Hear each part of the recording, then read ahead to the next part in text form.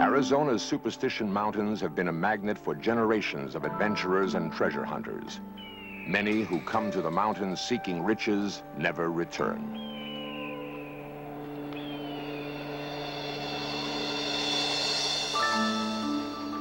In 1860, a miner called the Dutchman staggered out of the mountains more dead than alive.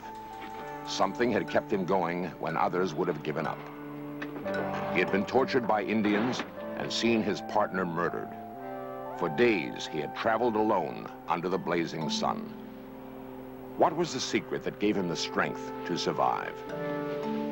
It was treasure, great nuggets of gold. The Dutchman said he'd found a mine full of it.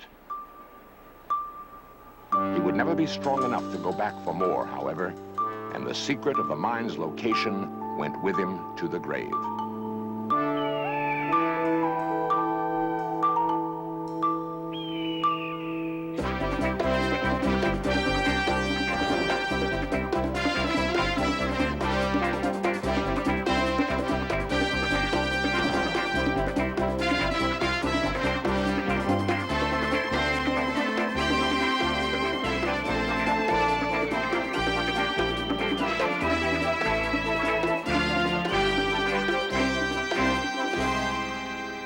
The rugged and barren Superstition Mountains are sacred to Apache Indians. They say the thunder god lives here in a gold-filled cave. To trespass in the hallowed cave is to activate a terrible curse. The Apache believe that only they can travel safely through the superstitions.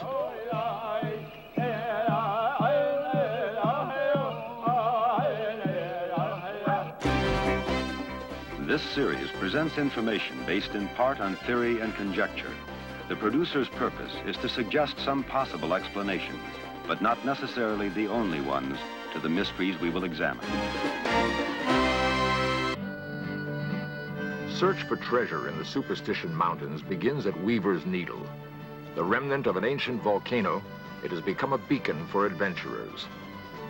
Some treasure hunters believe the megalith marks the center of a magic circle that contains the untold wealth of a lost civilization.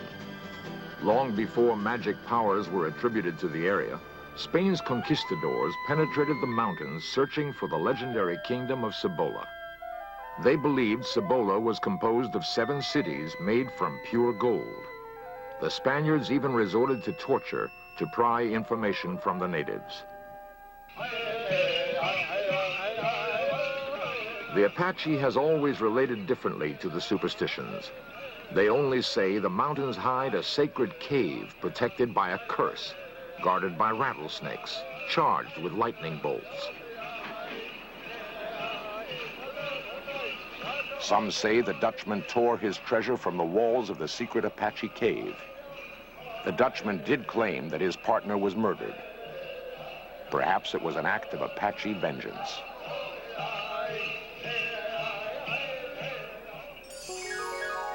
Gold has always inspired some men to acts of violence and great sacrifice. Ancients thought the metal had magic powers, that gold harnessed the energy of the sun. For centuries, alchemists tried to create gold in their crucibles. The secret always eluded them. Today we know that gold is one of nature's basic elements. It can't be broken down into any simpler substance, nor will it readily combine with another element. Thus, gold endures for all time, to be sought after and measured out as the universal symbol of wealth. Since the Dutchman staggered out of the mountains with his sack of gold nuggets, no significant strike has been made in the superstitions. Yet the seekers keep coming, in spite of the lack of evidence, the harshness of the country, and the history of tragedy for those who've come before. It's an obsession, seemingly shared by most gold hunters. Some look for lost mines, like the Dutchman's. Others are after the legendary vein of pure gold, flowing like a river of yellow metal from the planet's molten core. This they call the mother lode. Once, prospectors had only intuition and simple tools to pursue their quest. Now they have metal detectors and Geiger counters. Intuition still plays a big part. Pat Bowl is a retired science professor, recently turned prospector. His intuition paid off with an offer of $15,000 for an unusual sample of gold-bearing rock. I got $13,900 this spring when I sold it, gave some to the government, and ended up with $9,000 for 20 minutes work with a pick. This will make a prospector out of anybody. Pat Bowl may never find the vein of pure gold, but he has that fever now called the gold bug. It has driven other men to chip, blast, and burrow in the earth, searching for the ultimate source. The stampede that follows a strike is called a gold rush.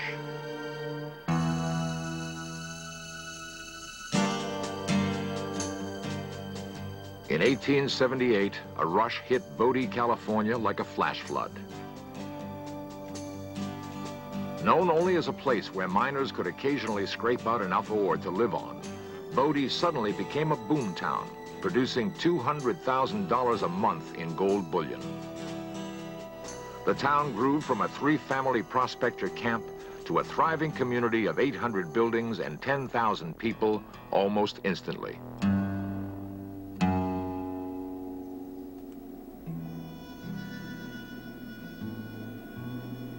Two years after it began, the boom was over.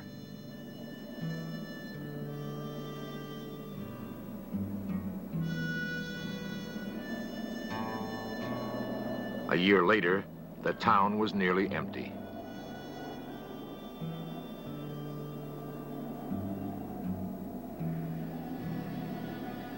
How often this phenomenon occurred across the gold fields isn't known for sure.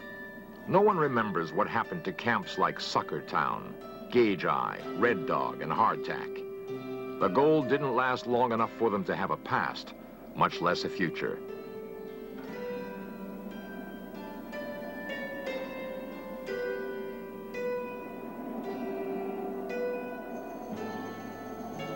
Today, many treasure hunters hear echoes of the gold rush and believe any one of 1,000 tunnels that perforate the western mountains could tap the mother lode, or the lost Dutchman's mine.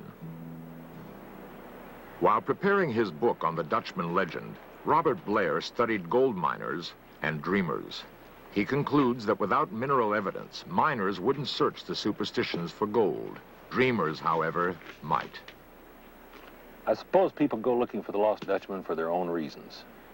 I can only speculate what those reasons are, but I think that a great many of these people who search in such an unpromising location for gold as the superstitions are going more for the adventure than they are for any serious expectation of finding a rich gold mine. I think they're going for their own reasons as far as their own psychology is concerned, but perhaps it's an acting out of fantasy. It's one of the few places in the United States today which is unchanged. It's a wilderness area. There are no motor vehicles in there. It's almost like the old Wild West, when men went in with guns, fought it out among themselves, looking for a lost mine. Maybe the threat of Apaches is in the minds of some of these men. Maybe the man finds that when he's in the mountains that he becomes another person. He becomes more manly. The machismo effect may be working in the minds of those men who dig so endlessly in the superstitions and so fruitlessly. In 1931, an event took place which focused national attention on the superstitions. And this, apparently, is what has preserved the legend to this day. On a scorching summer day, a retired Washington bureaucrat, Adolph Ruth, rode into the superstitions. Carrying maps he believed would pinpoint the lost Dutchman mine, he struck out for Weaver's Needle. A 66-year-old greenhorn, Ruth had no idea of the danger he faced. He'd spoken freely about his maps, saying he was confident they were genuine. Ruth seemed oblivious to the temptation his maps represented.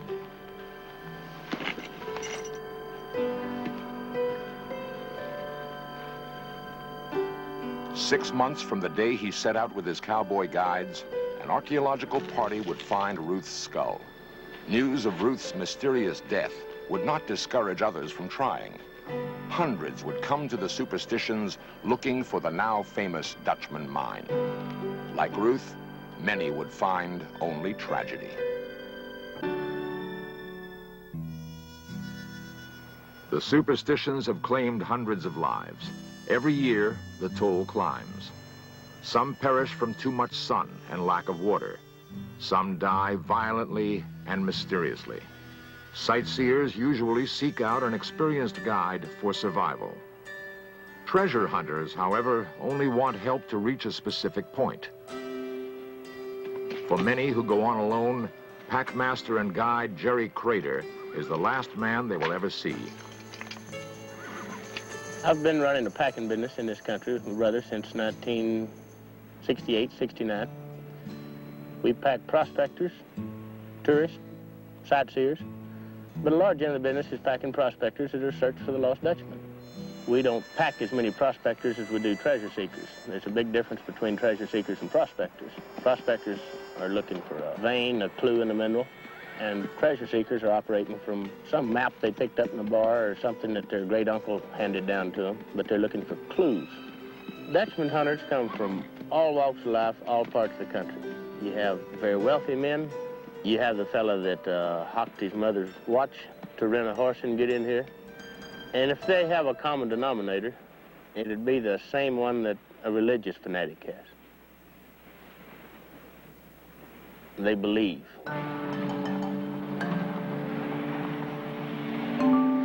The chances of making a gold strike only based on mineral evidence are 10,000 to 1. Some hedge their bet. They look for gold in the rock and in legend too. Jay Heston is a prospector and gold miner. He claims no bonanzas, but he has found gold. One day I thought I would look into the lost Dutchman mine down in Arizona. But the more I looked, the more I realized I was looking for adventure or something to do more than I was looking for a mine. I don't think there's a mine there at all. I think maybe somebody may have left off some treasure at one time or another, but I think it's long since lost.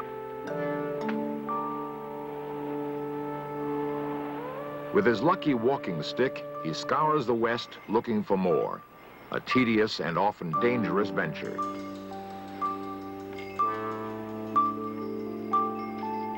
Since large gold deposits seldom lie on the surface, prospectors often use dynamite to blast out rock samples. More lost limbs and broken bodies can be attributed to accidents with dynamite than any other peril the prospector faces. Prospectors may shoot thousands of holes without hitting a rich vein of gold ore.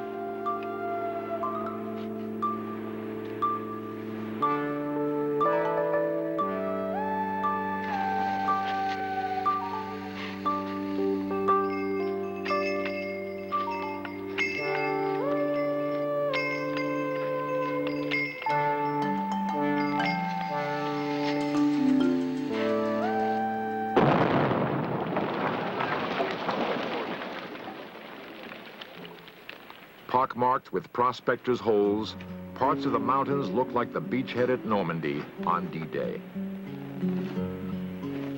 If your intuition is right, if your luck is right, you sometimes pick up some gold. You're always looking for something better than what you've got. The astrologers say that gold is related to the sun. Maybe we're looking for that. Well, I'd never seen gold in the rock before I came here. And you take a rock off of a piece of property you bought, and you break it up, and you swirl the water around in a pan, and you see gold, and there's something fascinating about it.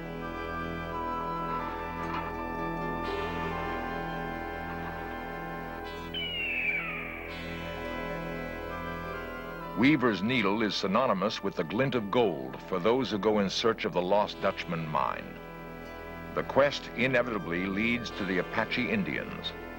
Sometimes Superstition Mountain, the way the Apache talks about it, sort of remind me of a place in Florida where the astronauts take off to go to outer space, because there's a place to go where you take off to the other world. Philip Cassador is a traditional Apache in a modern world. He has spent most of his life studying the ways of his people. He is also a medicine man with deep knowledge of ancient Apache ritual and mythology.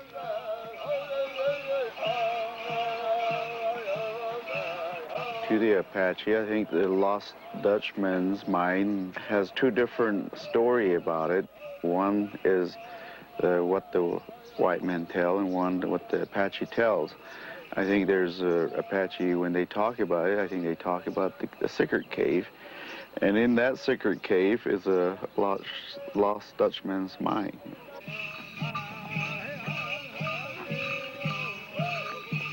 The mountain spirit dance celebrates the Earth's creation. Apaches say the mountain spirits protect the superstitions, and any violence or tragedy attributed to the Apaches is really the work of the spirits who live in the sacred cave. The Apache secret cave is a very secret cave.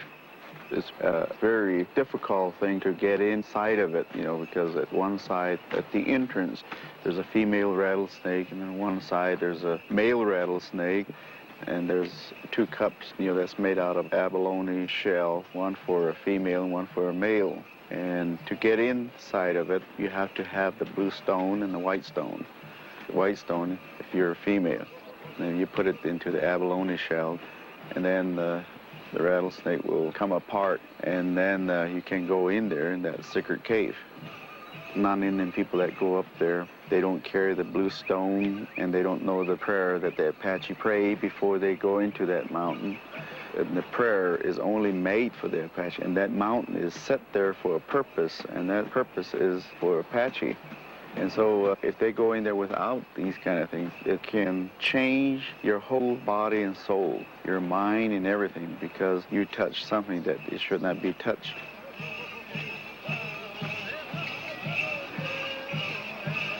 How the Dutchman's mine and the sacred cave became entwined is a mystery to the Apache. They maintain, however, that looking for gold is no excuse for violating the cave.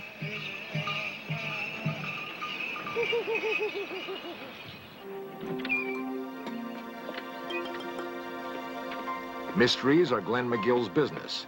He's a private detective in Oklahoma City. Patience and attention to detail are the virtues of his trade. McGill believes with the right techniques that any mystery can be solved, including the whereabouts of the Lost Dutchman mine. The Lost Dutchman mine is a different world altogether. It's out of character for us who are in the investigation business to get involved in this sort of thing. Far out, as you might say. In 1963, a group of Denver attorneys hired McGill to find the mine. With conviction and a spirit of adventure, he took the case. McGill thinks he found the mine in 1966, but not the vein of gold.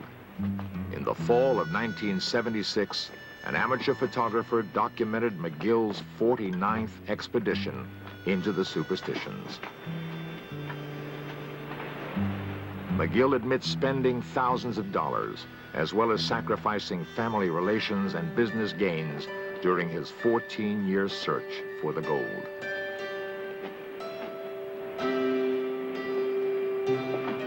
He is confident that he now knows where the gold is and believes the payoff will match the sacrifice. Things come into focus at this very specific spot in the Superstition Mountains.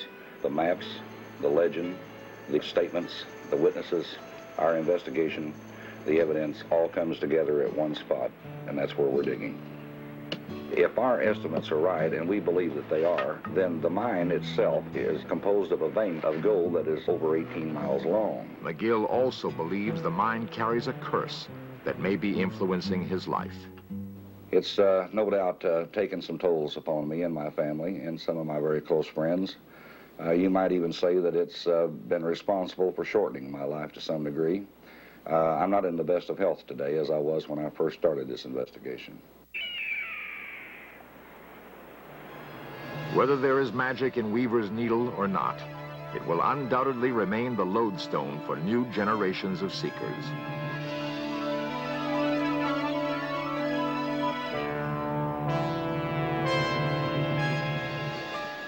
The Dutchman said he found gold there, If it happened once, it could happen again. Dutchman hunters have never been popular among the Apaches, who still regard the Superstition Mountains as sacred. The environmentalists don't like gold seekers either. They want to preserve the mountain as a wilderness area. The Apaches and the environmentalists have won their case in Congress. In 1984, the Superstition Mountains will be off limits to treasure hunters and prospectors. Passing a law is one thing, banishing a dream is another. The dream is constantly being revived by stories like the one told by prospector Milt Rose. I talked to 3 men who were with the Dutchman when he died and helped to draw the map that he drew.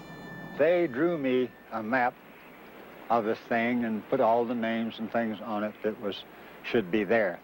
And then I went to look for it from there and found it. And there was gold there, and I got about $18,000 out of a pocket, which it proved to be, and it didn't last very long. The Lost Dutchman mine has no relation to the superstitions or to the Weaver's Needle. It is in the Four Peaks country at about 4,800 feet in a big canyon. My personal feeling about the Lost Dutchman mine is that there's more gold in my back teeth than there is in this whole range of mountains. And I just don't believe it's here. I've packed them in for 10 years and have yet to pack a ore sample out. Even if you ground up the Superstition Mountains and ran them through a sieve and found not 1 ounce of gold, there are those who would say you should have dug a foot down deeper and you would have found the real gold. People dream. They hear these stories and they're greedy. They think that God meant them to find this gold and reserved it for them, and they're going to go and find it, so they go in there by the thousands. There was over 10,000 people from 1878 to 1891 in the Superstitions before the Dutchman died and left his legend.